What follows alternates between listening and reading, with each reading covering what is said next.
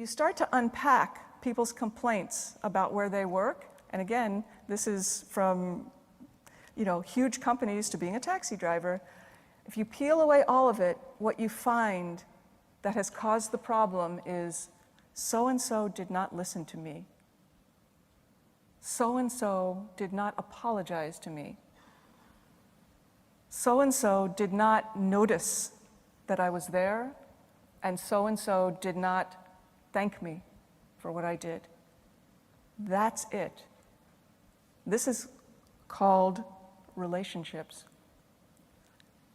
And we are all working to create business environments that necessarily have to include our hearts. The final frontier in business, the only dirty word you could say in a business meeting up until about recently, is feelings. That's where it's at now. Contact with our hearts, respect for other people's hearts. The antidote to these problems of you didn't apologize to me and so on is mindful communication. I hate that phrase, by the way. Oh. Opening your heart. So I'm going to break that down a little bit, and then I'm going to give you 4 tips for mindful communication, and then it will be Julian. Mindful, by the way, there's a lot of talk about mindfulness, a lot of stats, a lot of focus on mindfulness, and I'm so happy to hear that. But mindfulness does not mean peaceful. It does not mean in control. It can certainly include those things, but what mindfulness really means is letting down your guard, opening to whatever situation you're in and to whomever you happen to be speaking to, letting down your guard and letting your world touch you. Because if you're not attuned to what's happening, if you're not letting what's happening touch you, odds are you are trapped in your hope for how things should go or your fear of how things may go.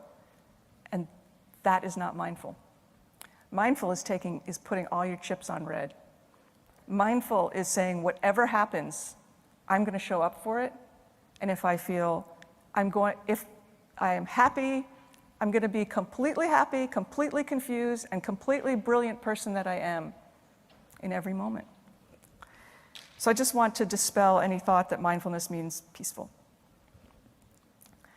And then communication is so interesting because most communications are sequential monologues.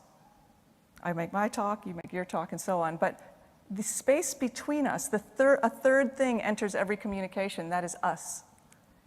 That's why it feels one way to tell your ideas to your mother and another way to tell your ideas to your boss, because the space changes. You are the same, the ideas are the same, the space changes. Attunement to that space is the source of skillfulness in conversation. Does that make sense? Are you with me? Yeah. Does this sound like mindful, what you came to hear about, basically? Okay. So here, as a Buddhist practitioner, these are ancient teachings, actually, thousands of years old, but they're completely modern at the same time. I'm going to offer you 4 tips for mindful communication. And they may sound obvious, they may not. The first tip is called timing. Timing means knowing when to speak and knowing when to shut up. This is a highly underrated skill. Allowing the space. Choose to have timing in what you want to say. You have to be super aware of the person or the room that you're with, the person you're talking to or the room that you're in. Timing.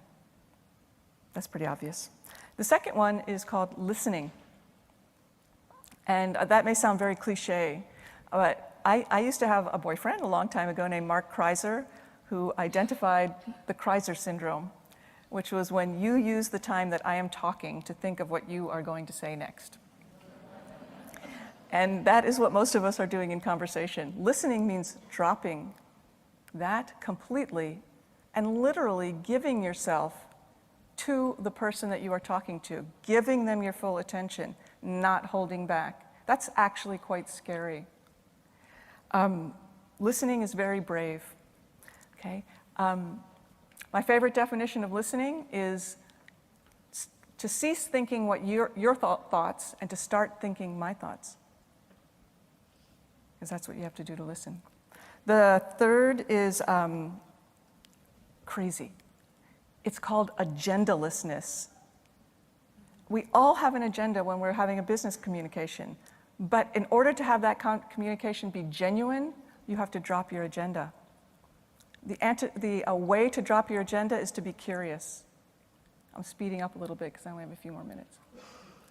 And the fourth is called confidence.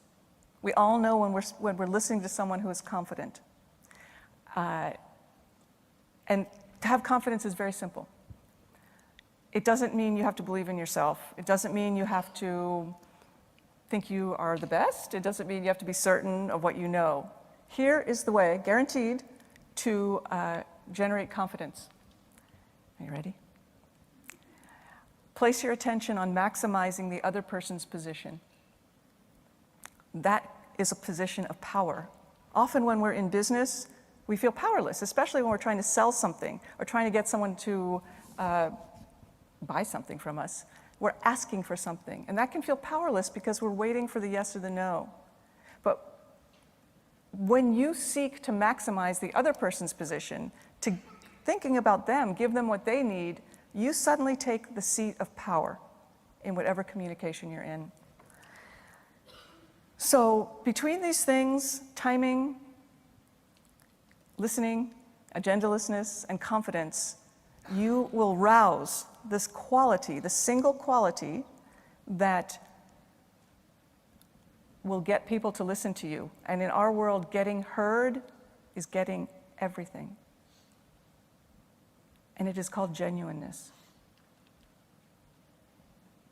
So in this sense, mindful listening has very little to do with what you say and has everything to do with who you are. So, the way to cultivate these skills, I would like to posit, is through the practice of meditation. And I'm not trying to sell you on meditation, but sort of I am. So if you would learn to meditate, that would be a very potent tool in your path to success. So I wish you all well.